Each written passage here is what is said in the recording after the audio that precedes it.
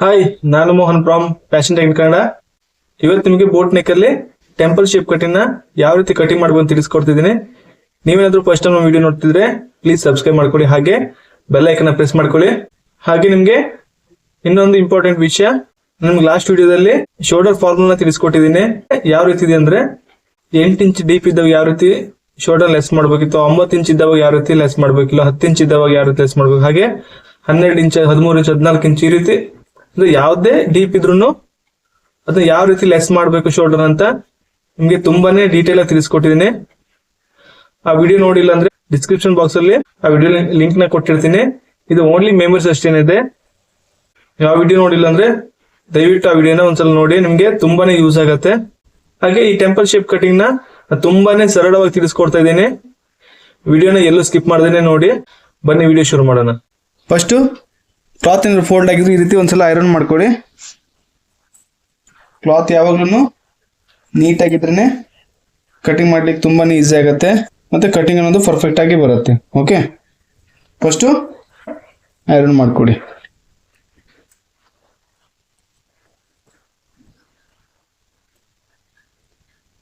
ಹಾಗೆ ಕ್ಲಾತ್ ಒಂದ್ಸಲ ಸ್ಟ್ರೇಟ್ ಆಗಿದ್ದು ಇಲ್ವ ಅಂತ ಒಂದ್ಸಲ ಒಂದು ಲೈನ್ ಹಾಕಿ ಚೆಕ್ ಮಾಡ್ಕೊಳ್ಳಿ. ಓಕೆ, ಕ್ರಾಸ್ ಆಗಿದ್ರೆ ಸ್ಟ್ರೇಟ್ ಆಗಿ ಕಟ್ ಮಾಡ್ಕೊಳ್ಳಿ.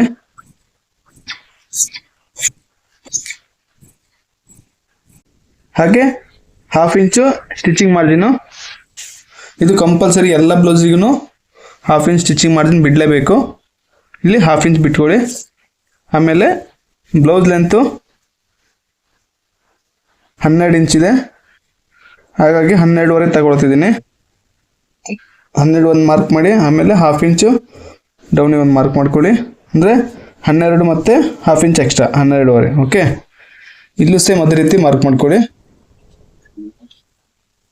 ಹಾಗೆ ಇದೆರಡು ಲೈನು ಈ ರೀತಿ ಸ್ಟ್ರೇಟಾಗಿ ಕೂಡಿಸ್ಕೊಳ್ಳಿ ಕರೆಕ್ಟಾಗಿ.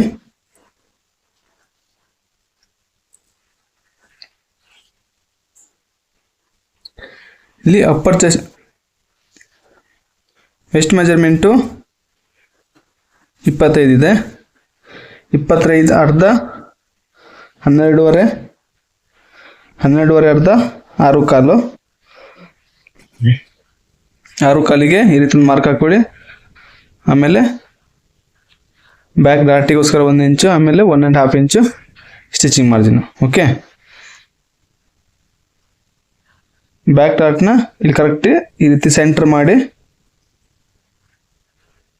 ಮಾರ್ಕ್ ಹಾಕಿ. ಓಕೆ, ಈ ರೀತಿ ಮಾರ್ಕ್ ಮಾಡ್ಕೊಳ್ಳಿ. ಹಾಗೆ ಆ ಕಡೆ ಈ ಕಡೆ 1/2 ಇಂಚು ಮಾರ್ಕ್ ಮಾಡ್ಕೊಳ್ಳಿ. ಇಲ್ಲೂ ಸೇಮ್ ಅದೇ ರೀತಿ ಸ್ಟ್ರೇಟ್ ಒಂದು ಲೈನ್ ಹಾಕೊಳ್ಳಿ.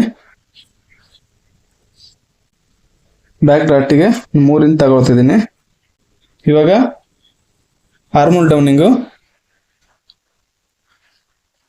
ಅಪ್ಪರ್ ಚೆಸ್ಟು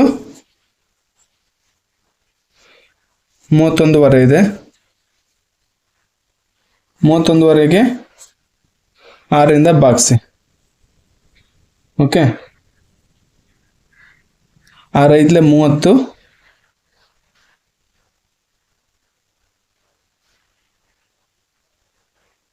30, 5.2 ಬರುತ್ತೆ. ಇದಕ್ಕೆ 1 ಇಂಚ್ ಎಕ್ಸ್ಟ್ರಾ ಆ್ಯಡ್ ಮಾಡಿ.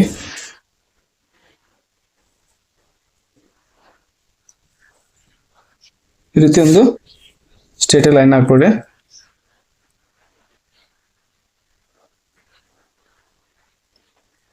ಅಪ್ಪರ್ ಚೆಸ್ಟ್ನ 31.5 ಇದೆಯಲ್ವಾ, ಅಪ್ಪರ್ ಚೆಸ್ಟ್ 31.5 ಇದೆ, ಅದನ್ನು 4ರಿಂದ ಬಾಗಿಸಿ. ಓಕೆ, ಇಲ್ಲ ಅಂದರೆ 31 ಅರ್ಧ ಮಾಡಿ, 31.5 ಅರ್ಧ 15.75 ಬರುತ್ತೆ. 15.75 ಮತ್ತೆ ಅರ್ಧ ಮಾಡಿ, ಇಲ್ಲ ಅಂದರೆ 31.5ನ 4ರಿಂದ ಬಾಗಿಸಿ. ಓಕೆ, 7.75 ಬರುತ್ತೆ. ಇದಕ್ಕೆ 3/4 ಇಂಚನ್ನ ಆ್ಯಡ್ ಮಾಡಿ, ಅಂದರೆ ಪ್ಲಸ್ ಮಾಡಬೇಕು. ಹಾಗೆ 1.5 ಇಂಚು ಸ್ಟಿಚಿಂಗ್ ಮಾರ್ಜಿನು. ಓಕೆ, ಅರ್ಥ ಆಯ್ತಲ್ವ ಇವಾಗ ನಿಮಗೆ? ಹಾಗೆ ಶೋಲ್ಡರು 14.5 ಇದೆ. 14.5 ಅಂದರೆ 7.25 ಬರುತ್ತೆ ಅರ್ಧ ಮಾಡಿದರೆ. 14.5ನ ಕರೆಕ್ಟಾಗಿ ಅರ್ಧ ಮಾಡಿ. ಓಕೆ, 7 ಕಾಲು ಬರುತ್ತೆ. ಈ 7 ಕಾಲಿಗೆ ಸ್ಟಿಚಿಂಗ್ ಮಾರ್ಜಿನ್ ಅರ್ಧ ಇಂಚು ಇಲ್ಲಿ ಆ್ಯಡ್ ಮಾಡಿ. ಓಕೆ, ನಿಮ್ಗೆ ಇವಾಗ ರೆಡಿ ಶೋಲ್ಡರ್ ಎಷ್ಟು ಬೇಕು ಅಂತ ಇಲ್ಲಿ ಕರೆಕ್ಟಾಗಿ ಮಾರ್ಕ್ ಮಾಡ್ಕೊಳ್ಳಿ. ಅಂದರೆ 2 ಇಂಚ್ ಬೇಕು, ಇಲ್ಲ 2.5 ಇಂಚ್ ಬೇಕು, ಅಥವಾ 1 ಇಂಚ್ ಬೇಕು, ಅಥವಾ 3 ಇಂಚ್ ಬೇಕು. ಈ ರೀತಿ ನೀವು ಕರೆಕ್ಟಾಗಿ ರೆಡಿ ಶೋಲ್ಡ್ರನ್ನ ಮಾರ್ಕ್ ಮಾಡ್ಕೊಳ್ಳಿ. ಹಾಗೆ ಅದಕ್ಕೆ ಸ್ಟಿಚಿಂಗ್ ಮಾರ್ಜಿನ್ ನೆಕ್ಕಿಗೆ ಎಷ್ಟು ಬೇಕು ಅಂತಲೂ ಮಾರ್ಕ್ ಮಾಡ್ಕೊಳ್ಳಿ. ಓಕೆ, ನಾನು 2 ಕಾಲು ರೆಡಿ ಶೋಲ್ಡರ್ ಇಟ್ಕೊತಿದ್ದೀನಿ. ಹಾಗೆ ಸ್ಟಿಚಿಂಗ್ ಮಾರ್ಜಿನ್ ಇದನ್ನ ಕರೆಕ್ಟಾಗಿ ಈ ರೀತಿ ಲೈನ್ನ ಹಾಕೊಳ್ಳಿ. ಹಾಗೆ ನೆಕ್ ಡೌನಿಂಗು, ಬ್ಯಾಕ್ ನೆಕ್ಕು 2.5 ಇಂಚ್ ತಗೊಳ್ತಿದ್ದೀನಿ. ನೀವು 2.5 ಇಂಚ್ ತಗೋಬೋದು, ಇಲ್ಲ 3 ಇಂಚ್ ಬೇಕಿದ್ರು ತಗೋಬೋದು, ಹಾಗೇನಿಲ್ಲ. ಆಮೇಲೆ ಇಲ್ಲಿಂದ ನೆಕ್ ಶೇಪಿಗೆ ಈ ರೀತಿ ಡ್ರಾ ಮಾಡಿ. ಓಕೆ, ಇಲ್ಲಿ 7.5 ಇದೆ ಅಲ್ವಾ, ಇಲ್ಲಿ ಕರೆಕ್ಟಾಗಿ 1 ಇಂಚು ಮೈನಸ್ ಮಾಡಿ 6.5. ಈ ರೀತಿ ಒಂದು ಸ್ಟ್ರೇಟ್ ಲೈನ್ ಹಾಕೊಳ್ಳಿ. ಇವಾಗ ಇಲ್ಲಿ ಆರ್ಮೋಲ್ ಶೇಪ್ನ ಕರೆಕ್ಟಾಗಿ ಡ್ರಾ ಮಾಡಿ.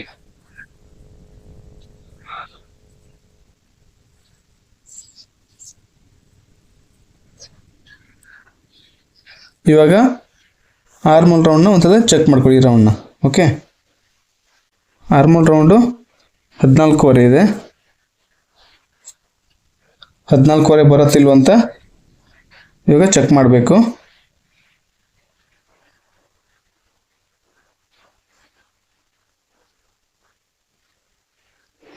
ಏಳುವರೆ ಬರ್ತಿದೆ, 15 ಬರ್ತಿದೆ, 1/2 ಇಂಚು ಜಾಸ್ತಿ ಬರ್ತಿದೆ. ಹಾಗಾಗಿ ಇಲ್ಲಿ ಸ್ವಲ್ಪ ಮೇಲ್ಗಡೆ ತಗೊಳ್ಳಿ. ಇವಾಗ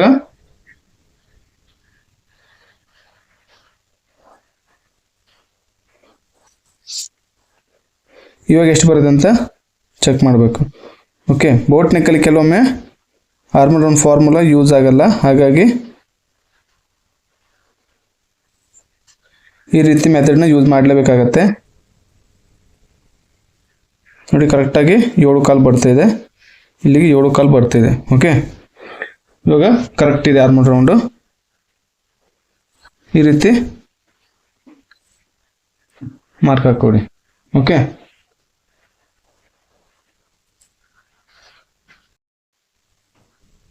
ನೆಕ್ ಡೀಪ್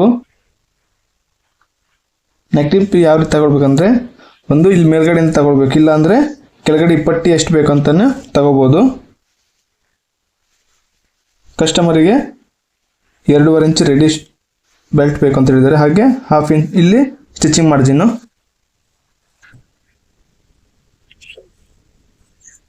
ಅಂದರೆ ಕಸ್ಟಮರಿಗೆ 2.5 ಇಂಚು ರೆಡಿ ಬೆಲ್ಟ್ ಬೇಕು. ಹಾಗೆ ಸ್ಟಿಚಿಂಗ್ ಮಾರ್ಜಿನ್ ಎಕ್ಸ್ಟ್ರಾ ಆ್ಯಡ್ ಮಾಡಿಕೊಡಿ. ನೆಕ್ ಬ್ರಾಡು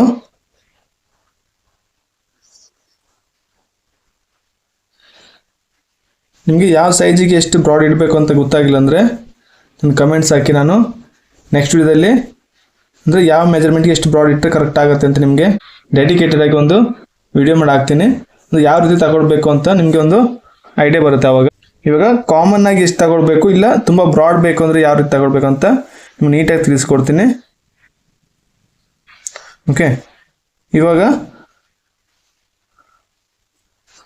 3/4 ಇಂಚು ಬ್ರಾಡ್ ತಗೊಳ್ತಿದ್ದೀನಿ.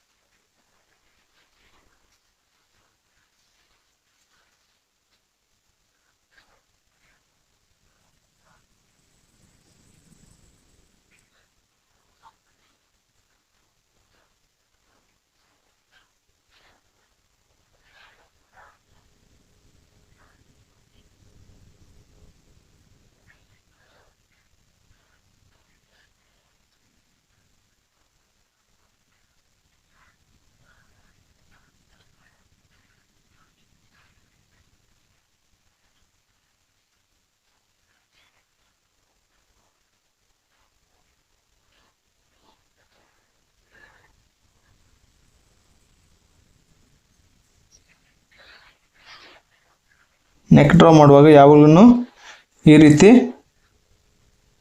ಡ್ರಾ ಮಾಡಿ, ತುಂಬಾ ಈಸಿ ಆಗುತ್ತೆ.